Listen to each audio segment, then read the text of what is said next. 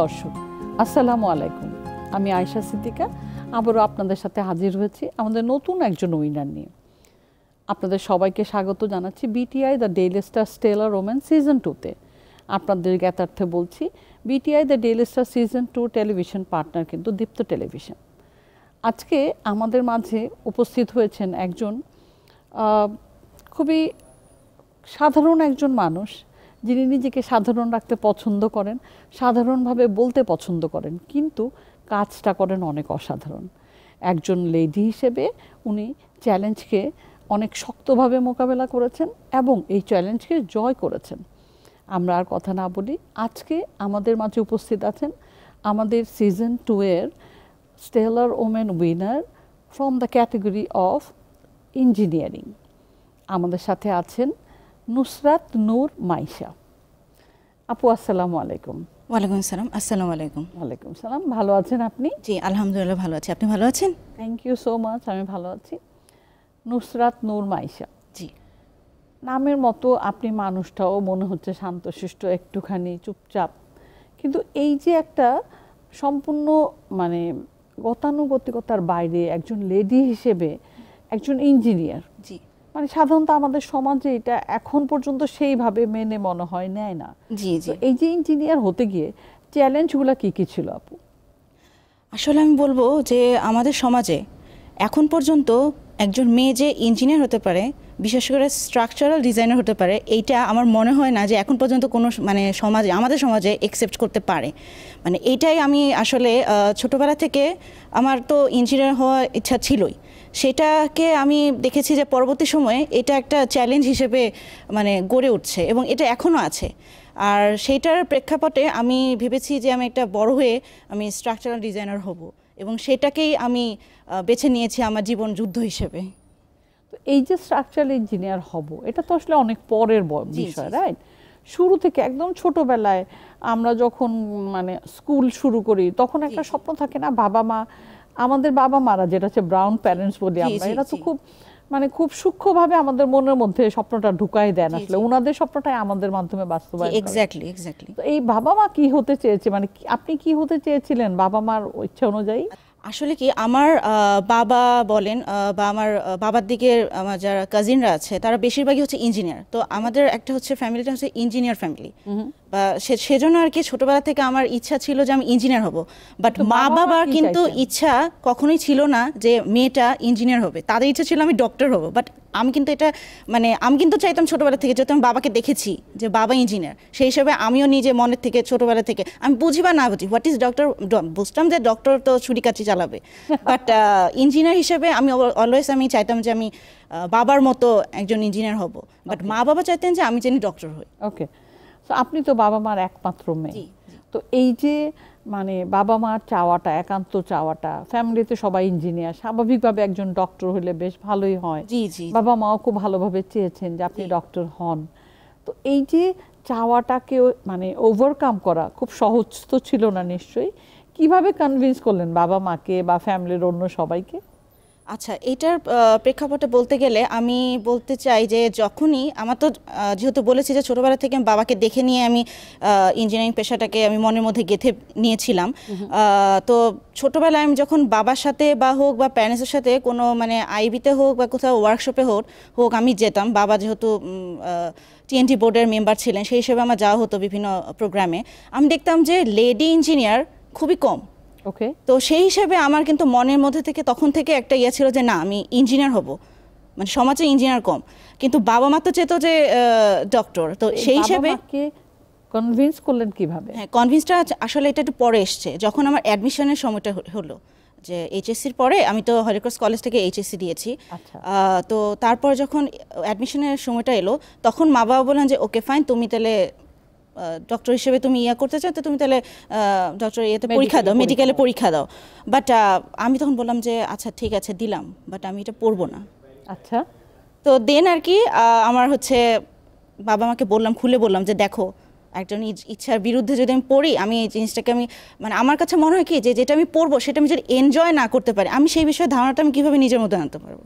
আমার তো ছুরি কাচি দেখলেই ভয় করছে, তো আমি কিভাবে আমি নিতে পারবো? আমি একটা ডক্টর হবো, আমি সমাজকে সেবা দিতে পারবো কীভাবে। আমার কিন্তু আগে থেকে মনের মধ্যে ছিল যে না, আমি একটা যেটাই হই না কেন, মানে ইঞ্জিনিয়ার যেহেতু হতে চাচ্ছি, আমি জানি সমাজ হোক, বাংলাদেশ হোক, মানে একটা দেশের বাইরে হোক, আমি যদি রিপ্রেজেন্ট করতে পারি আমার দেশকে, আমি যদি সেবাই করতে না পারি এবং যে জিনিসটা, যে সাবজেক্ট আমি পড়বো, আমি যদি সেটা আনন্দই না পাই, আমি কিভাবে মানে একটা ভালো আগাবো কিভাবে আগাবো, যেই প্রফেশনে যাই সেটাতে আমি কিভাবে সফল হব না।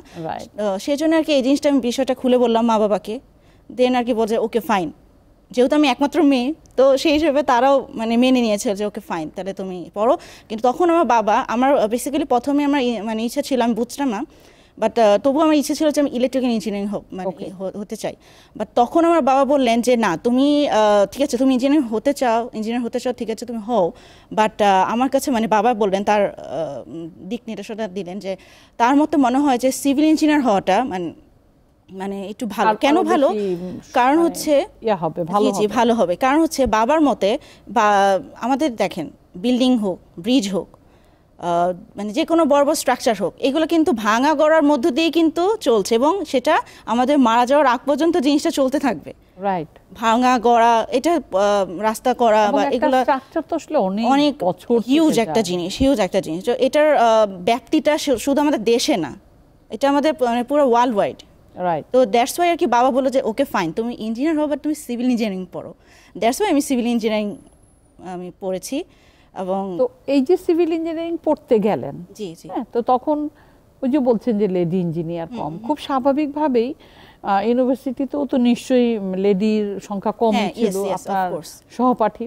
তো তখন কোনো চ্যালেঞ্জ ফেস করেছেন? হ্যাঁ, তখন তো আসলে চ্যালেঞ্জ কি, যে এটা আপনি ভালো বলেছেন, যে আমি দেখেছি যে আমি তো আসনা থেকে পড়েছি, তখন দেখা গিয়েছে যে ছেলের সংখ্যাটা বেশি, মেয়ে হচ্ছে আমাদের ব্যাচে হাতে গোনা 10 জন। আচ্ছা। তো সেই ক্ষেত্রে আমাদের হয়েছে কি, যে তার মধ্যে আমাকে টিকে থাকতে হয়েছে এবং ভালো রেজাল্ট করতে হয়েছে, এবং আল্লাহর রহমতে আমি ভালো রেজাল্ট করে পাশ করেছি। এটা আমার সফলতা। এরপর বুয়েট থেকে মাস্টার্স করেছি? জি, আমি আসনা থেকে গ্র্যাজুয়েশন কমপ্লিট করে আমি বুয়েটে মাস্টার্স করেছি স্ট্রাকচারাল ডিজাইনের উপরে। ওকে, ফাইন। সো তারপরে তো শুরু হলো ক্যারিয়ার, রাইট? জি। এই ক্যারিয়ারের সম্পর্কে মানে শুরুটা কোথা থেকে হলো? আচ্ছা, আমার ফার্স্টে ক্যারিয়ারটা আসলে আমি গ্র্যাজুয়েশনের পরে আমি যেহেতু চাচ্ছিলাম যে আমি জানি শিখতে পারি, আমার যেহেতু আগে থেকে শেখার একটা স্পৃহা ছিল, যে স্ট্রাকচারের উপরে আমি যেহেতু বেসড আমার মেজর, তো আমি চাচ্ছিলাম যে যেটা আমরা এক্সপার্ট হব।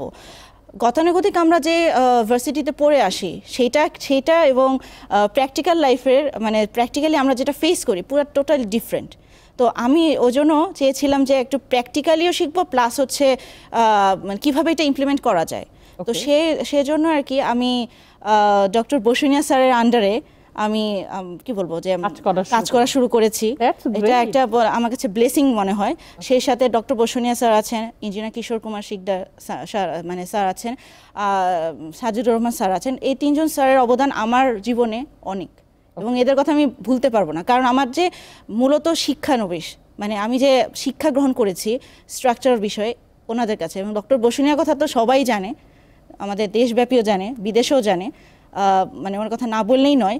উনি আমাকে যেভাবে শিখিয়েছে, এবং আল্লাহর রহমতে একটা আমি বলবো যে আই এম ব্লেসড, যে কিভাবে একটা স্ট্রাকচার কিভাবে মানে এত বড় স্ট্রাকচার, কমপ্লেক্স হোক আর যেটাই হোক, কিভাবে পারা যায়। স্ট্রাকচার তো শুধু দাঁড়ানোর কথা না, স্ট্রাকচার তো মানে আসলে আমি আমার দৃষ্টিতে স্ট্রাকচার 3টা ভাবে দেখি। একটা হচ্ছে এটার প্ল্যানিং, জি, তারপরে হচ্ছে এটার ইমপ্লিমেন্টেশন, অ্যান্ড দেন লনজিভিটি বা সাস্টেইনেবিলিটি। এই যে মানে এই 3টা ভাগেই কিন্তু একজন ইঞ্জিনিয়ারের যথেষ্ট পরিমাণ আমি কি বলবো তার অবদান থেকে যায়। জি, অবশ্যই। তো এই যে কাজটা করতে যান, মানে সাইটে গেলেন, প্রথম তো প্ল্যানিং।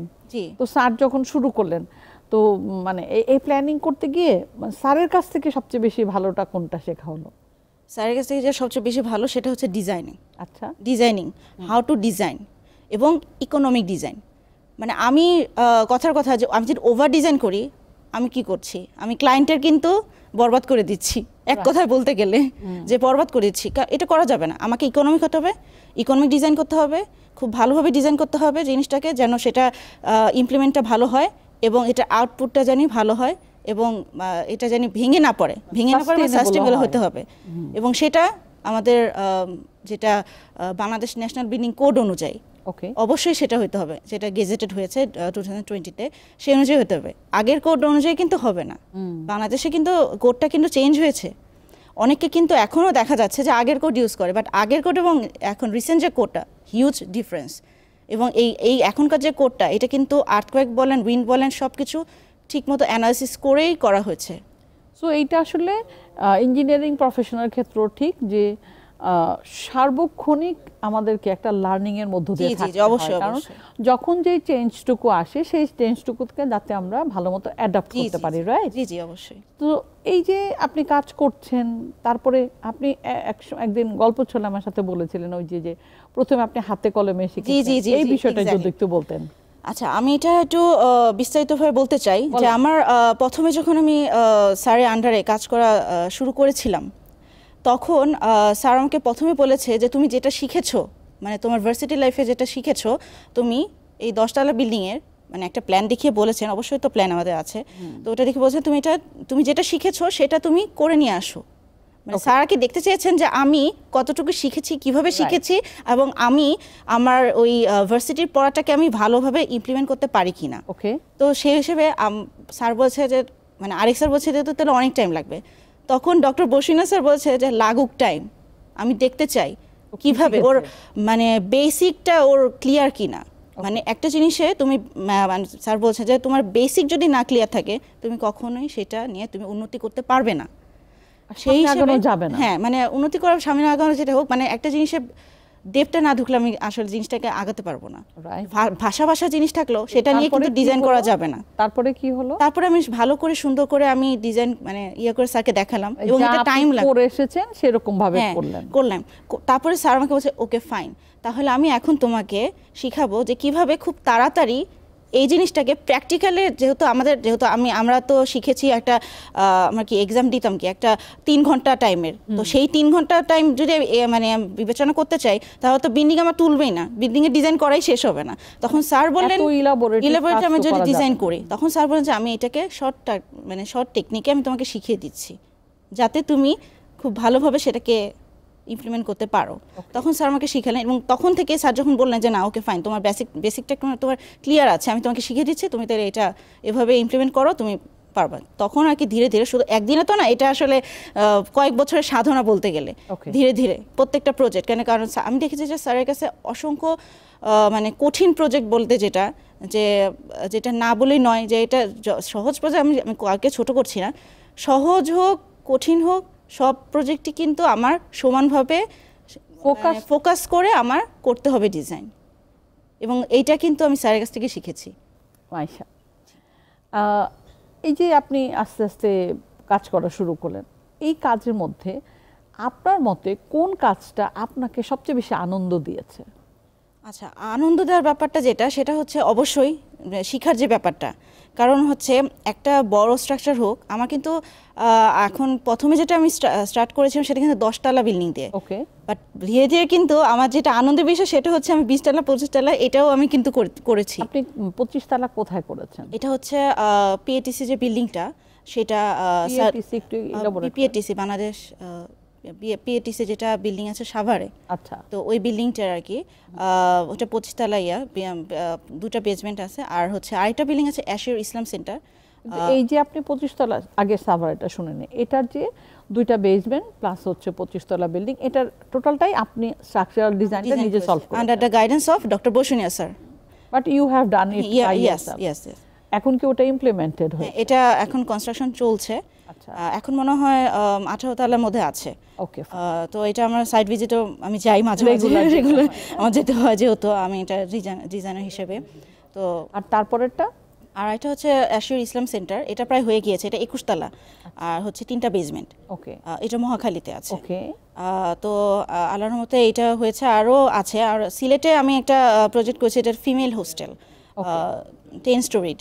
তো ওটা যেহেতু এটার ব্যাপারে আমি বলতে চাই যে এটা একটু কনসার্নড ছিলাম, কারণ কি সিলেট একটা হাই রিস্কি একটা আর্থকোয়েক জোন।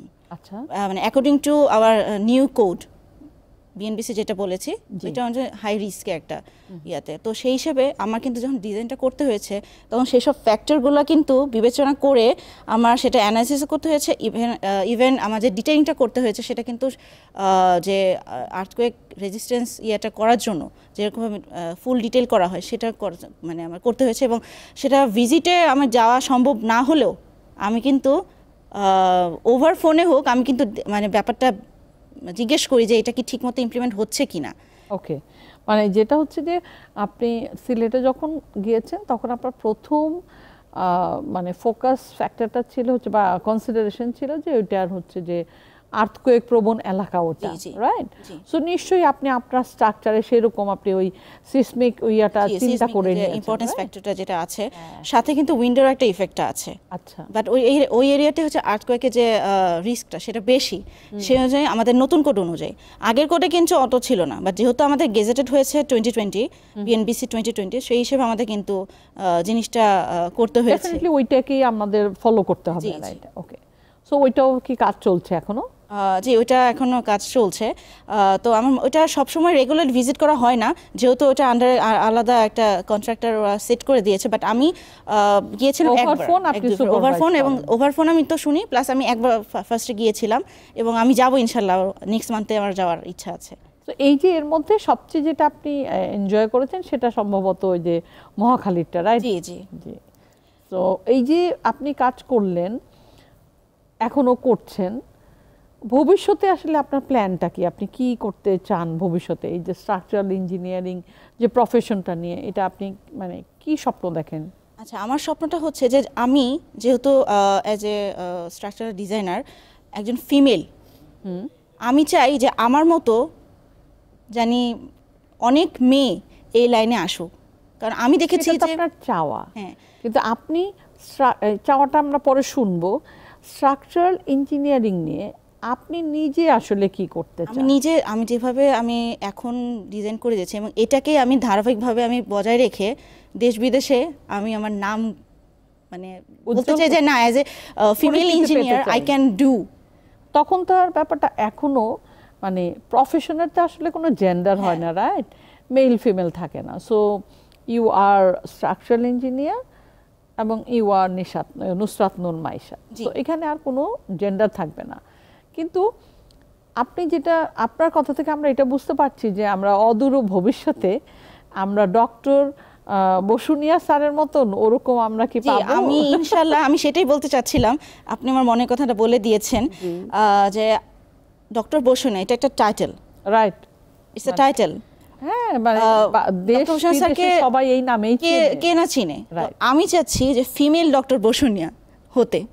আমি জানি না কত পারবো, বাট এটা আমার ইচ্ছা, ইনশাআল্লাহ দেখা যাক। আমরা দোয়া করছি।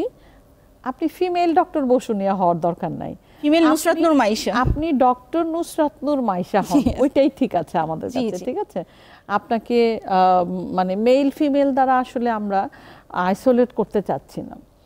যাই হোক, এখন আমরা যেটা জানতে চাই মাইশা, যে আপনি তো ধরেন আপনার ছোটবেলার গণ্ডি পেরিয়ে আপনি এখন আসলে এমন একটা সিচুয়েশনে, এমন একটা পর্যায়ে আছেন যেখানে আপনি এখন ভবিষ্যতে স্বপ্ন দেখেন যে আপনাকে আপনার এই কাজের মাধ্যমে আপনি দেশ বিদেশে পরিচিতি পাবেন।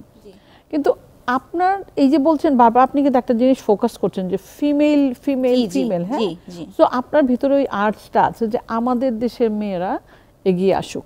সো এই যে আমাদের দেশের মেয়েরা কিভাবে আপনার মতো প্রফেশনে এগিয়ে আসবে, ওই সাহসটুকু কি আপনি তাদেরকে বলবেন কিছু, মানে কিভাবে আসবে? জি, এটার জন্য প্রথমত মেয়েদেরকে নিজেদেরকে সচেতন হতে হবে যে না আমি কি হতে চাই, একটা লক্ষ্য স্থির থাকতে হবে।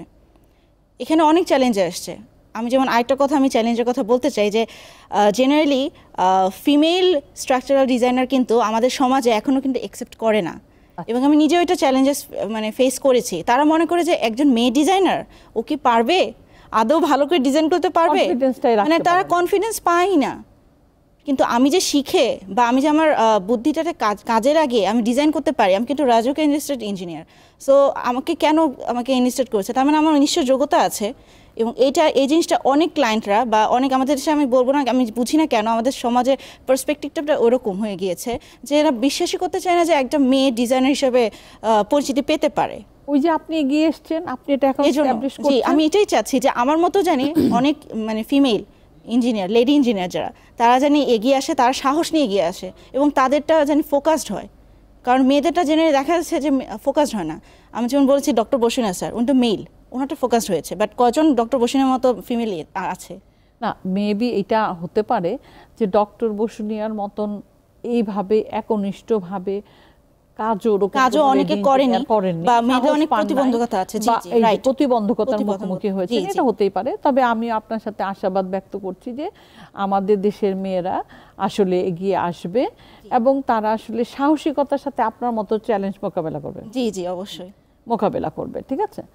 তো এখন আমি আপনার কাছে যে একটা ছোট্ট প্রশ্ন চলে আসলো, যে আপনি বললেন যে আপনি রাজুক এনলিস্টেড ইঞ্জিনিয়ার। জি জি, এই রাজুক এনলিস্টমেন্টের জন্য কি করতে হয়?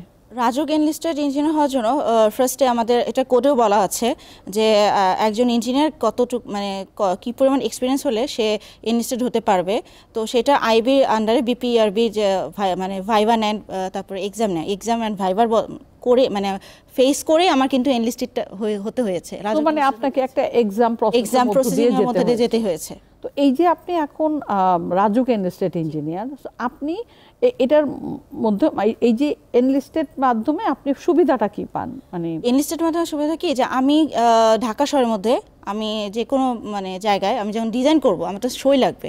এটা কিন্তু এনলিস্টেড হওয়া মানে হচ্ছে সে একটা মানে হচ্ছে যে এই ডিজাইনটা আপনার করা এবং আপনি এটার custody. G, So I can you are sign. signing. I can sign. You can sign. Okay. I can sign. So এই যে এনলিস্টমেন্ট, এটার মাধ্যমে কি আপনি আরো যে আছে সে for example CDA, KDA, RDA, এগুলোতেও কি আপনি এনলিস্টেড হতে পারেন? জি অবশ্যই হতে পারি, কারণ আমি যেহেতু রাজুকের এনলিস্টেড হয়েছে আমি এটা এনলিস্টেড হতে পারি এবং ওখানেও কাজ করতে পারি। তবে সেজন্য সিডিএ, কেডিএ থেকে আমার এনলিস্টেড হতে হবে। পরীক্ষা দিতে হবে আবারও? নো, পরীক্ষা দিতে হবে, বাট জাস্ট ওদের সাথে এনলিস্টমেন্ট মানে এনলিস্টেড যাতে হতে পারে সেজন্য আমাকে যোগাযোগ করতে হবে এবং ওখানে তাদেরকে বলতে হবে আসলে ওখানে তাদের ইয়েতে এনলিস্টেড হতে হবে, but you do not have to face the exam. No.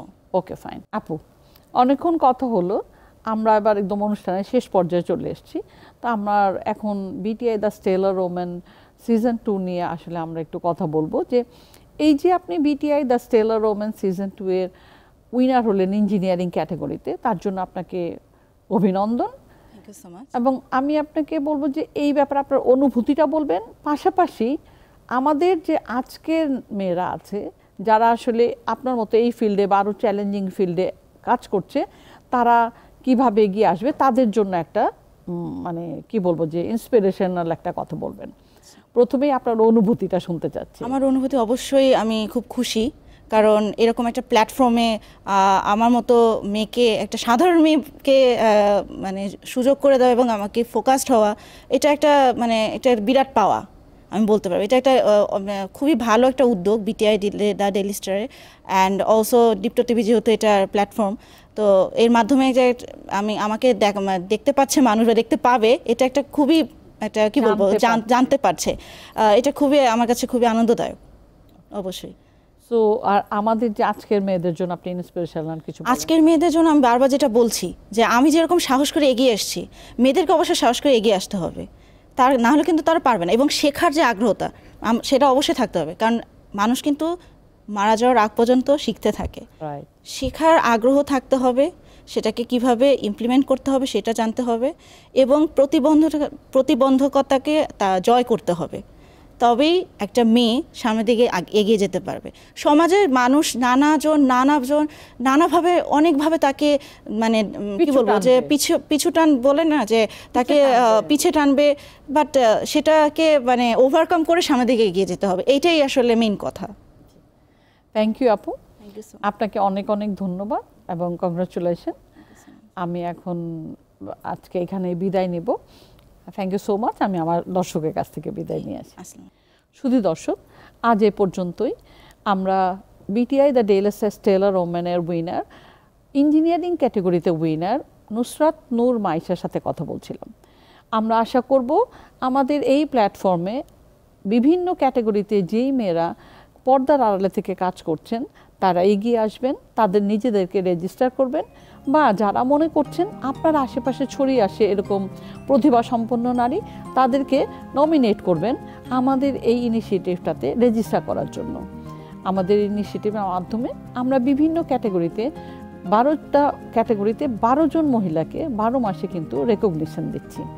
আপনিও এগিয়ে আসুন, হয়ে যাবেন আগামী পর্বের উইনার। ধন্যবাদ, আবার দেখা হবে। আসসালামু আলাইকুম।